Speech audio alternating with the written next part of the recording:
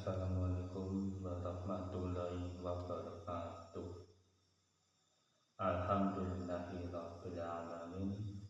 Wassalatu wassalamu ala asrofil anbiya'i wal mursalin wa ala alihi wa sahbihi ajma'in. Amma ba'du. Kepada yang terhormat penonton channel Kesatria yang berbahagia, marilah kita panjatkan segala puji bagi Allah yang telah memberikan kita semua untuk dapat mendengarkan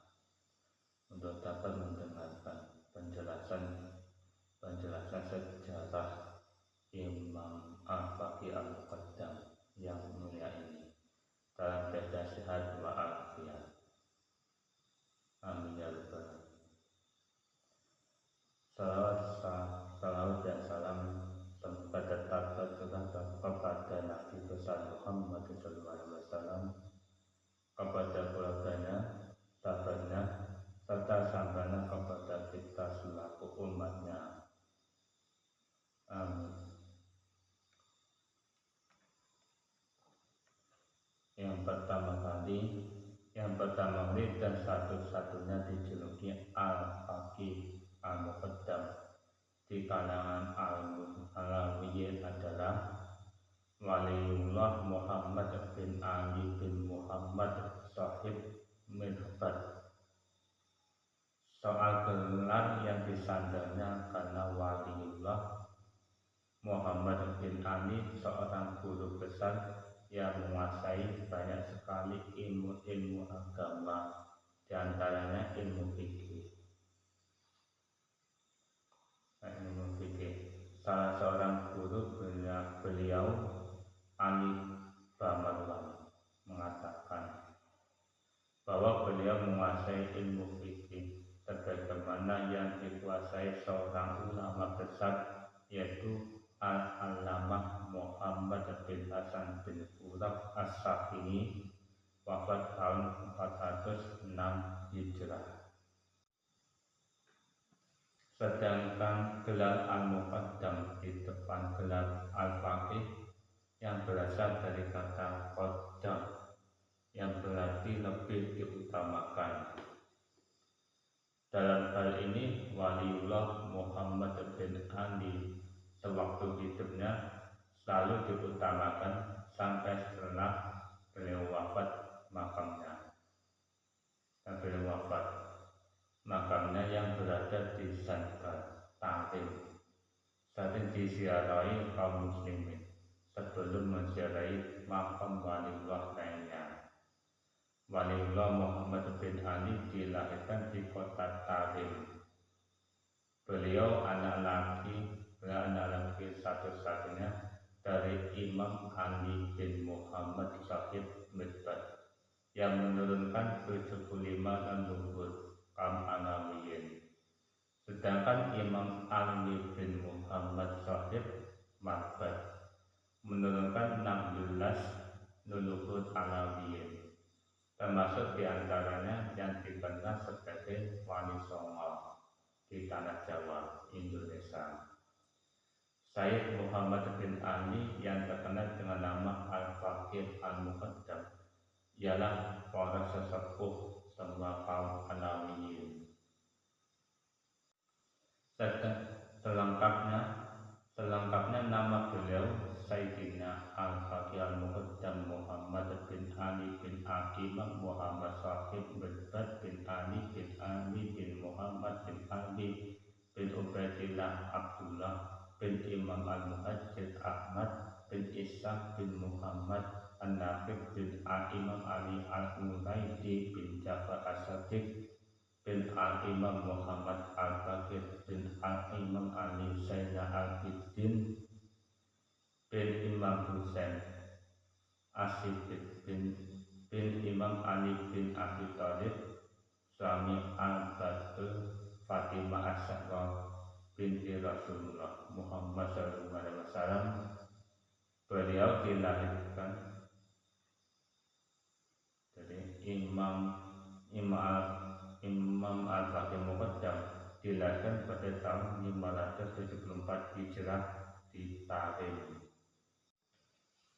Beliau seorang yang hafal Al-Quran serta menguasai makna yang tersurat dan tersirat dari Quran, dan selalu sibuk menuntut berbagai macam cabang ilmu pengetahuan agama hingga diakui oleh ulama Hadramaut saat itu bahwa beliau telah mencapai tingkat sebagai mujtahid mutlak.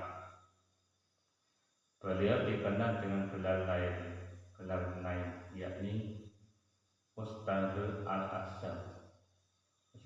Azam atau guru besar. Beliau adalah bapak dari semua keluarga Alawiyin, keindahan kaum muslimin dan agama Islam. Dari keistimewaan yang ada pada Sayyidina Al-Baqir Al-Muqaddam adalah tidak suka menunjukkan diri, lahir dan batinnya dalam kesenian yang makul atau semua karya pemikiran, dan penghimpun kebenaran yang manqul, nas-nas Al-Quran dan Sunnah. Beliau adalah seorang mustanbit al-furu' min al-usul, atau ahli merumuskan cabang-cabang hukum syara' yang digali dari pokok-pokok ilmu fikih. Ia adalah Syekh Syuyukh Syariah atau maha guru ilmu syariah, dan seorang imamul ahli adalah Syekh Syuyukh Syariah Mahfudul ilmu syariat, dan seorang imam ahli hakikat atau imam ahli hakikat Sayyidul Taifah As-Sufiyah atau penghulu al-gunung Sufi, murakis daerah al-wilayah atau baniyah, ketua al-ulama al-muhaqqiqin atau panutan para ulama ahli ilmu hakikat, Dajjal al-a'imah al-arifin atau mahkota para imam ahli makrifat, Jami'ul Kamalat atau yang terhimpun padanya semua kesempurnaan. Sedang dalam segala kesempurnaannya beliau berteladan kepada Amir al-Mu'minin atau Imam Ali bin Abi Thalib.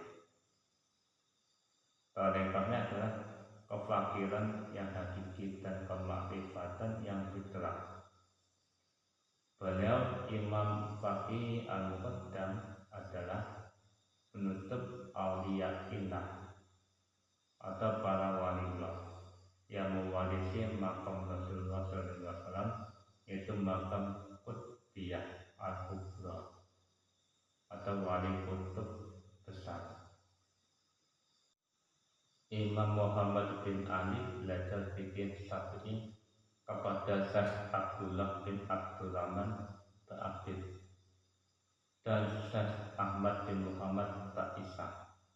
Belajar usul dan ilmu logika kepada Imam Ali bin Ahmad Barmawan dan Imam Muhammad bin Ahmad bin Al-Afidhi.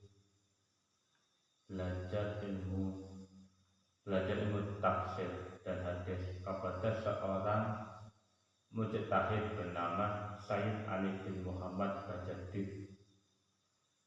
Belajar ilmu tasawuf dan hakikat kepada Imam Salim Basri, Syekh Muhammad Ali Al-Khatib, dan pamannya Syekh Ali bin Muhammad Shaqib bin Bad, serta Syekh Sufyan Al-Yamani yang berkunjung ke Hadramaut dan tinggal di kota Tamrin. Di antara karamah-karamah yang nampak pada diri beliau adalah ketika anak beliau Ahmad mengikuti beliau pas suatu wadi di pertengahan malam, maka sesampainya di wadi tersebut beliau berzikir dengan mengeluarkan suara. Maka batu dan pohon serta makhluk yang ada di sekeliling tempat itu semuanya ikut berzikir. Beliau juga dapat melihat negeri akhirat dan segala kenikmatannya hanya dengan melihat di antara kedua tangannya, dan melihat dunia dengan segala tipu daya melalui kedua matanya. Di antara sikap tawadhunya, beliau tidak mengarang kitab-kitab yang besar. Akan tetapi ia hanya mengarang 2 buah kitab berisi uraian yang ringkas. Kitab tersebut berjudul Badaiyah Ulum Al-Muksafah dan Gharaib Al-Musyahadat wa Al-Badaliyat. Pada kitab tersebut dikirimkan kepada salah satu gurunya, Syekh Sa'aduddin bin Ali Asy-Syufari, yang wafat di Sihir tahun 607 Hijrah. Setelah melihat dan membacanya, ia merasa takjub atas pemikiran dan kefasihan kalam Imam Muhammad bin Ali. Kemudian surat tersebut dibalas dengan menyebutkan di akhir tulisan suratnya, "Engkau wahai Imam adalah pemberi petunjuk bagi yang membutuhkannya." Imam Muhammad bin Ali pernah ditanya tentang 300 macam masalah dari berbagai macam ilmu. Maka beliau menjawab semua masalah tersebut dengan sebaik-baiknya jawaban. Rumah beliau merupakan tempat berlindung bagi para anak yatim, kaum fakir, dan para janda. Jika rumah beliau kedatangan tamu, maka ia menyambut dan menyediakan makanan yang banyak, di mana makan tersebut tersedia hanya dengan mengangkat tangan beliau dan para tamu untuk berdoa dan memohon kepada Allah Subhanahu wa Ta'ala.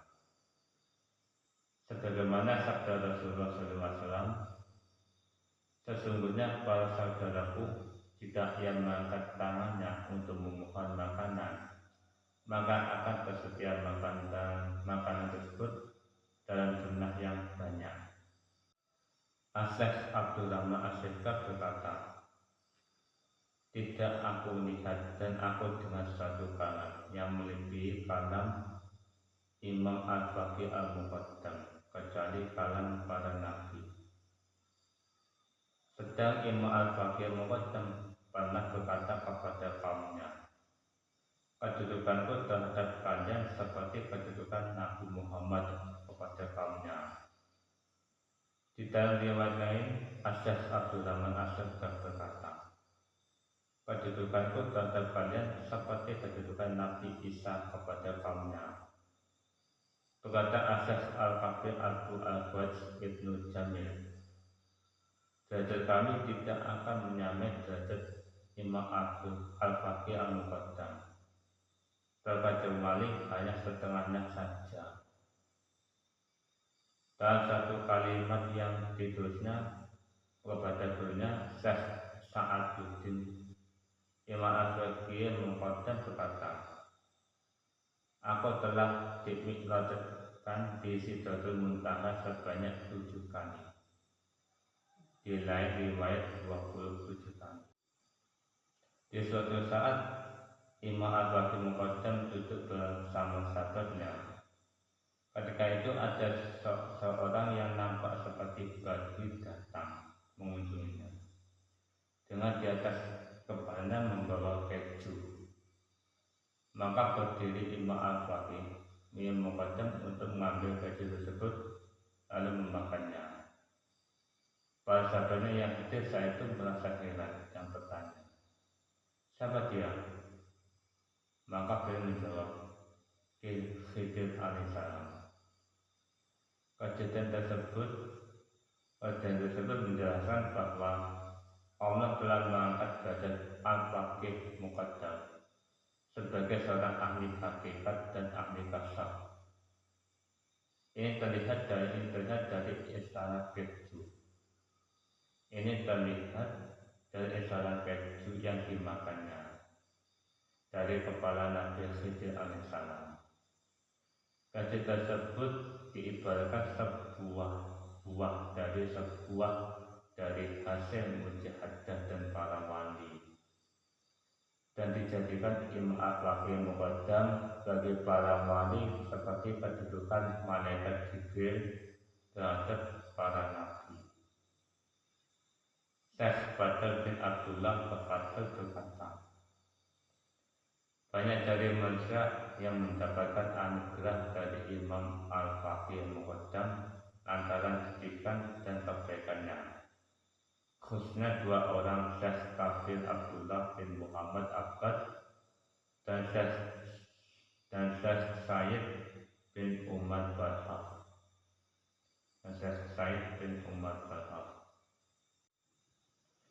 Imam Muhammad bin Ali Al-Faqih Muqaddam berdoa untuk para keturunannya agar selalu menempuh perjalanan yang baik. Jiwanya tidak dikuasai oleh kezaliman yang akan menghinakannya, serta tidak ada satupun dari anak cucunya yang meninggal kecuali dalam keadaan mastur atau buwaya yang tersembunyi. Beliau seorang yang gemar bersedekah sebanyak 2000 wakil kurma kepada yang membutuhkannya, memberdayakan tanah pertaniannya untuk kemaslahatan umum. Beliau juga menjadikan istrinya Zainab Ummul Fuqara sebagai khalifah beliau. Mengenai kesufian beliau, adapun sumber penisbatan al-Khirqah dan silsilah isnad di dalam kesufian beliau Al-Faqih Muqaddam diterangkan mengambil salah Khirqah. Kesufian berasal dua jalur. Salah satu dari jalur ayah kakek beliau Ahlul Bait, yakni beliau dididik dan menerimanya dari ayah beliau Ali bin Muhammad dan dari paman beliau Ali bin Muhammad. Keduanya menerima dari ayahnya Muhammad Syahid Mirbat. Beliau menerimanya dari ayahnya Ali Khalid Qassam. Beliau menerimanya dari ayahnya Ali Syahid Samad. Beliau menerimanya dari ayahnya Ubaidillah. Beliau menerimanya dari ayahnya Al-Imam Muhajir Ahmad bin Isa. Beliau menerimanya dari ayah Isa An-Naqib. Beliau menerimanya dari ayahnya Muhammad. Beliau menerimanya dari ayahnya Ali Al-Quraidi. Beliau menerimanya dari ayahnya Al-Imam Jafar As-Sadiq. Beliau menerimanya dari ayahnya Al-Imam Muhammad Al-Baqir. Beliau menerimanya dari ayahnya Ali Zainal Abidin. Beliau menerimanya dari ayahnya Al-Imam Al-Husain dan dari pamannya Al-Imam Hasan.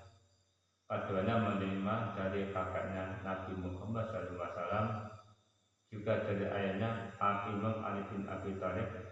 Sedangkan Nabi SAW menerimanya dari Allah, seperti yang beliau katakan, aku dididik oleh Tuhanku, dan ia mendidikku dengan sebaik-baik didikan.